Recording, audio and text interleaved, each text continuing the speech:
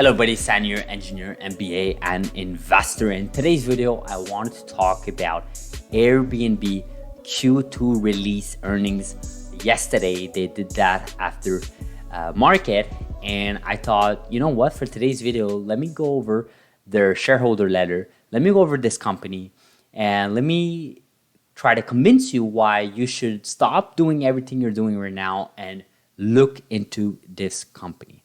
Right. So first of all, this is not the first time I've talked about Airbnb. In fact, when they went IPO, I sort of covered, some of the early days there.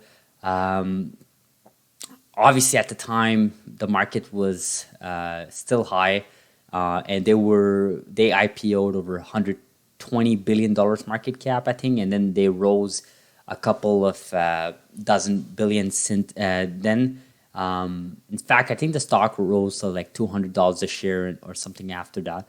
But then obviously since the market crashed and so on, it bottomed just a few weeks ago at just under $80 a share, which is crazy, right? But right now they're worth about 74 or $80 billion market cap, something around that range. But, this earnings release here sort of, solidifies a thesis I've held on Airbnb for a while. So again, just to remind you all, full disclosure, I am an investor for Airbnb. There's a reason why I invest in this company. There's a reason why I strongly believe in this company. The tourist travel industry is very tricky. Very, very tricky. I mean, you can get in several different branches, and most of those branches are very low margin or very seasonal or very cyclical, and they're just not stable, and those companies are not really amazing. For example, if you talk about air travel, right, airlines, those are such low margins, and we saw what happened with the pandemic with airlines. I mean, they just, it's just a mess over there. It's not my cup of tea. And then you have maybe more of the travel sites, Expedia, Booking, and so on. Those are interesting plays. But of course, then you have hotels, right? Hotels, not my cup of tea, the traditional hotel, mainly because, the infrastructure there and the personnel required is just basically, to me, it's like a restaurant business, right? If you always need people working and maintaining the building and the infrastructure, and because of that, you literally always need customers in your doors. And the difference with, a restaurant and a hotel is that a hotel, has higher margin if, the rooms are taken, right? Restaurants obviously have low margin. And even if you have a full room of customers, that does not mean you're making a lot of money, right? As opposed to hotels, if your rooms are booked, I mean, if it continuously is booked over a long period of time, then you can bet you're making money out of that, right? The thing is, after the pandemic, a lot of things have happened, and specifically about hotels. Personally, I think in my personal life, I don't see myself going back to a hotel unless our price point is so low and so lucrative, or of course it's work related, right? If I'm not gonna go freaking Joe's house while I have a business meeting, right? Doesn't make sense, right? You need to be smart about this, right? Anyways, the point is that hotels, I think, are more for older generations or for specific scenarios, for business work / specific scenario, which is fine. There's nothing wrong with that. But here comes Airbnb, right? Airbnb for travel, for leisure, for just weekend getaway, for or what, you want to go work at a place for about 2 weeks, 2 months, 3 months remotely. Airbnb is perfect for you, right? And this is where the thesis of Airbnb to me has always been solidified. Well, before the pandemic, but since the pandemic, it's solidified to the next level, right? I mean, we've all seen it, we've all heard it. I mean, you guys watching this video, you're victim of it, right? You probably booked already a couple of Airbnbs this summer, or you're planning to do that in the upcoming weeks or months. So myself, I booked a couple of Airbnbs, especially since my travels. And I plan on doing that every single time I travel because of the cost, because of just convenience, because it's just the experience is just better, right? You're getting to know the neighborhood. I think it's just a different ball game, right? And it really is opening up a new economy, right? You got to remember this, right? These companies that you're investing in my opinion, if you're investing in a company that's opening up a new economy, a new, like, basically unlock for your GDP, for your country or for the nation or for the world, as a matter of fact, I think it's amazing. I think it's amazing. I think you should definitely drill down on that company and see what they're doing special. And then, of course, you have to look at the competition, and you have to look at what's so special about this company.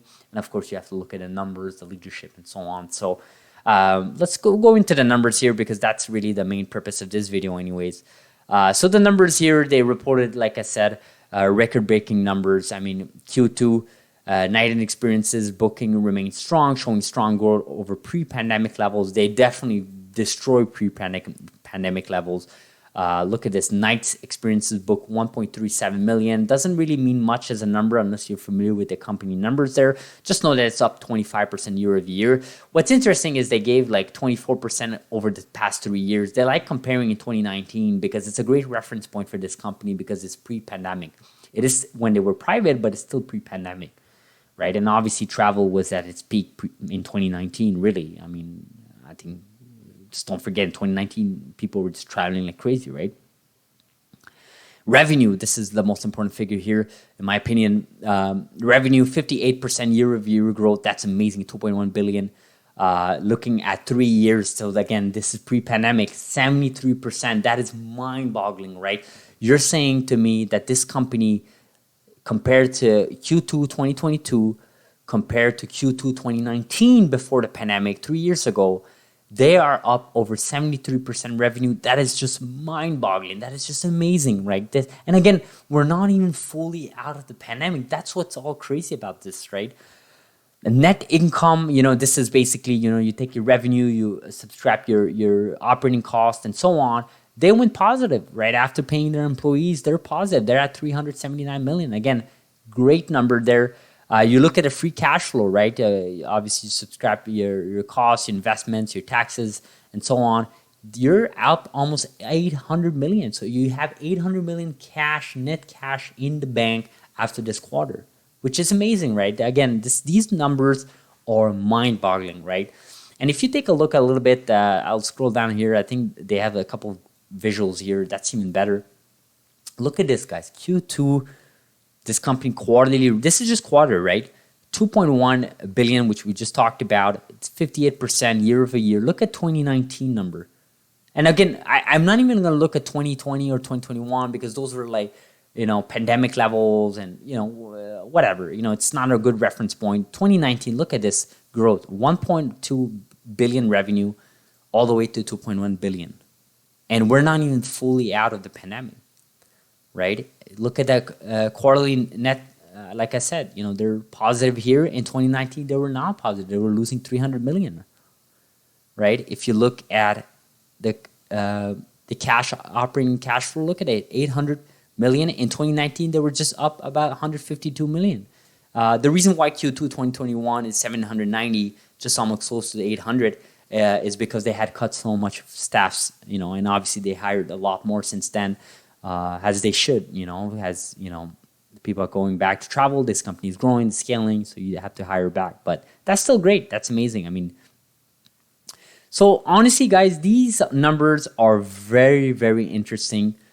I think my thesis is rolling out. I think this company, since the pandemic, has changed completely the game for travel, for leisure, but also for work. I mean, you want to work from home. I mean, just go to Costa Rica, for a month and take yourself an Airbnb. I've known a lot of people that have done that, actually, specifically Costa Rica. So I'm hearing a lot of things. I'm reading a lot of things. It's a shame that there's like maybe 4 or 5 YouTube videos covering this earnings report from a company so big like Airbnb. CNBC covered this earnings. They had like a 1.2, like basically 80 seconds clip going over the earnings, which is crazy, right? You're giving 80 seconds to cover. It's even less than 80 seconds if you remove the outro there. It's crazy. I mean, I don't think the respect is given to Airbnb. I think people are sleeping on this company. I think people are underestimating the way they're changing culture, the way they've unlocked a new economy. And I think people are underestimating newer generations' will to not use legacy hotels. I think people are also underestimating how much pricing power Airbnb has, right? I mean, we've all seen it. They've increased their prices on numerous of Airbnbs in different regions, and they obviously have pricing control over certain regions when certain places get hot. And the hosts also have pricing control as well. So you sell at a higher cost, but people are still going to book them, and because people are still booking them, the hosts make more money, and Airbnb's revenue goes higher because they're making more revenue, right? Which is crazy good. I mean, this is exactly what you want. And there was that stat from a couple of quarters ago. I think it's when they went IPO, they published that over 95% of the traffic is done oh man, how do you even say this word? Organically. Okay. Organically, right? 95% of their traffic is done organically. What does that mean? That means that 95%, so 95% people out of 100, instead of going on Google and typing in Airbnb and click on an ad, the first result being a search ad, they're going directly on Airbnb.com, or they're using their mobile app to access Airbnb directly, which is crazy good. I mean, for travel companies like Booking, Expedia, they don't even have that figure, 95%. I mean, I'm not saying it's like in 5 or 10%. I'm just saying it's not 95%, because that's crazy good. That means your brand has so much power. It has Google-like brand power, right? You open your browser, instead of going on Google.com and searching for Airbnb or searching for locations in Airbnb, you're going directly on Airbnb app, and of course just typing in directly from Airbnb app, Airbnb.com, and then you think about the potential that they can play around with that, of course, with ads and so on. I mean, we're not going to go in speculation here, but the point is they have brand power, right? And finally, their the remake of their website, specifically their mobile app as well. If you've been using it the last few weeks, it's more a few weeks, more like 2 months. I think it's amazing. Very easy to navigate. The user experience reminds me a lot about Netflix in the 2013, 2014, when they was changing the UX experience and making streaming become normal. That story just reminds me a lot with Airbnb. The difference is that competition is not just like streaming, right? You can't just have a company spin off a website and say, oh, here are some listings. You need hosts and you need guests, right? It's the same concept for Uber, right? But it's even harder because, renting out your home is a lot more difficult than having a passenger in your car for 10 minutes. I mean, there's a level of trust, there's a level of brand power that's required, and so on. And I think Airbnb has it, and I think it's just amazing what they've done. And of course, their leadership with Brian Chesky and so on. So again, this is a different type of video. It's not really genomic, absolutely not genomics or anything with biotech. But I think it's important for me to sometimes talk about some of these earnings so that we learn from it. And of course, this industry there, I bet you most people watching this video has never invested in tourism or travel and so on, myself included. I mean, Airbnb is literally the first company I've invested in this industry. But I think it's such a unique company that's using and leveraging technology that I have to do it. I had to pull the trigger, and I'm so happy I did, because this is definitely one of those companies, long-term home companies that I'm holding. And I think these numbers are just mind-boggling. I think whatever they're doing here, like I said, they're a beautiful app, they're a beautiful experience. And of course, everything they're doing to expand upon that, right? I think it's amazing. And where do they go from there, right? So we'll see what happens a couple of quarters going forward. Of course, coming out of this pandemic, how this company is going to look like, and can they really go to the next level? And when I mean next level, I mean well beyond their peak market cap level that they achieved in 2021. I mean, I'm talking about the 1 trillion mark, right? Can they do it? I think they have the brand for it. I think they have the tools for it. I think they're in an industry that can allow them to do it. Just depends on, what's the execution steps to get there. from their leadership. But I can bet you that Brian Chesky is the right person, founder and CEO of this company, and ex-bodybuilder.